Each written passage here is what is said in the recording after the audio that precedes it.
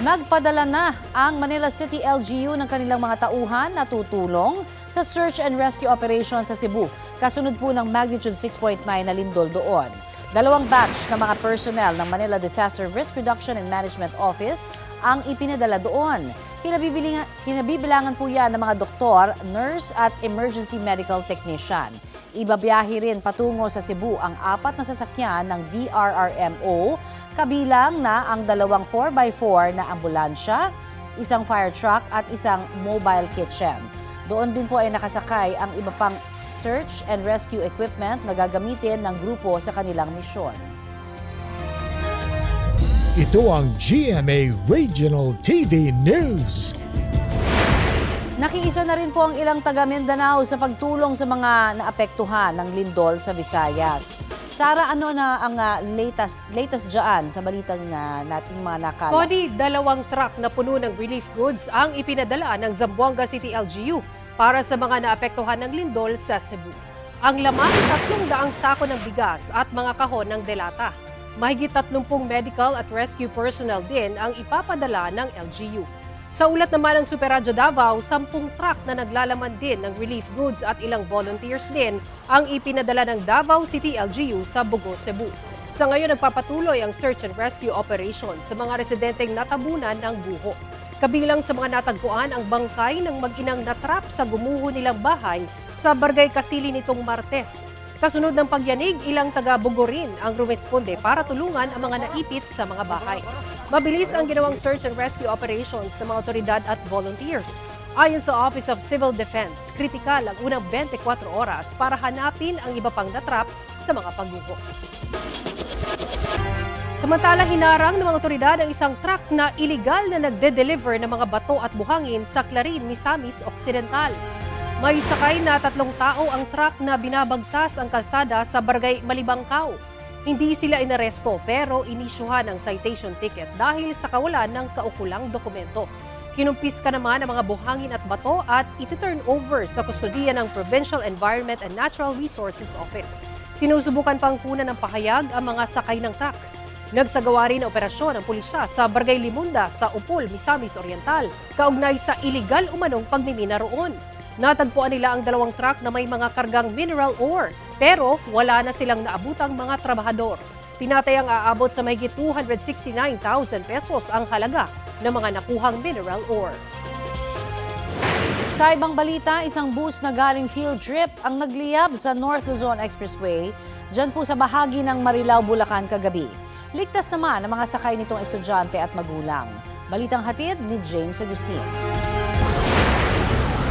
Nabalot ng makapal na usok ang bahaging ito ng northbound lane ng North Luzon Expressway sa Marilao, Bulacan matapos magliyab ang isang bus bandang alas 9 kagabi. Ligtas na nakalabas ang 45 sakay na estudyante at magulang na galing sa field trip at pabalik na sa Santa Maria, Bulacan. Sinubukan pa ng bus driver at ilang nagmalasakit na apulahin ng apoy pero hindi kinaya. Bigla lang po sumabog, tapos nakita namin pagtingin namin, nasusunog na yung bus. Kaya lumabas po kami, tumulong kami kanina na gano'n ng tubig eh. Lagagis na tubig kanina sa sa bus kasi sobrang lakas na. Inilipat ang mga pasahero sa isa pang bus. Ang isang babaeng senior citizen, dinala sa ospital matapos mahirapan daw huminga. Ayon sa Marilao Fire Station, naapula ang sunog bandang alas 9:39 kagabi. Inaalam pa nila ang sanhi ng apoy. Halos 30% lang po yung nasunog na sa bus, sir. Kasi halos sa likod lang po sa may engine bay. Tumanggi magbigay ng pahayag ang bus driver. Base sa kanyang salaysay sa arson investigator. Sumabog daw po yung gulong. Pagka po, sir, bigla daw pong lumiyab. Nagdulot ng bahagyang traffic ang insidente sa northbound lane ng NLEX. Maghahating gabi na maialis ang nagdiyab na bus mula sa expressway. James Agustin, nagbabalita para sa GMA Integrated News.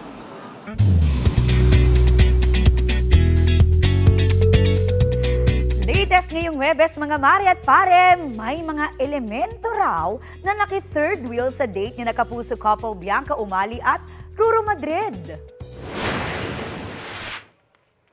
Ano ko ba, lupa yung kapangyarihan mo? Hindi ko sa auto.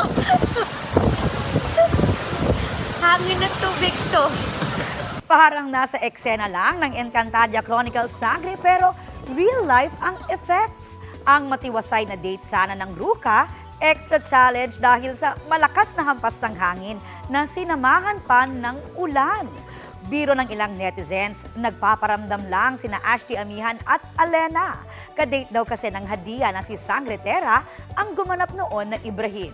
Ang video na yan may 1.5 million views na.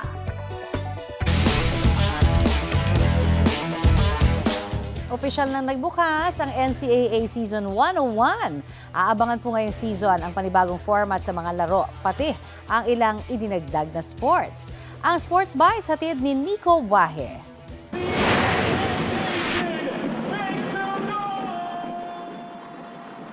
Hyped up at electrifying ang pagbubukas ng 101st season ng NCAA sa Araneta Coliseum.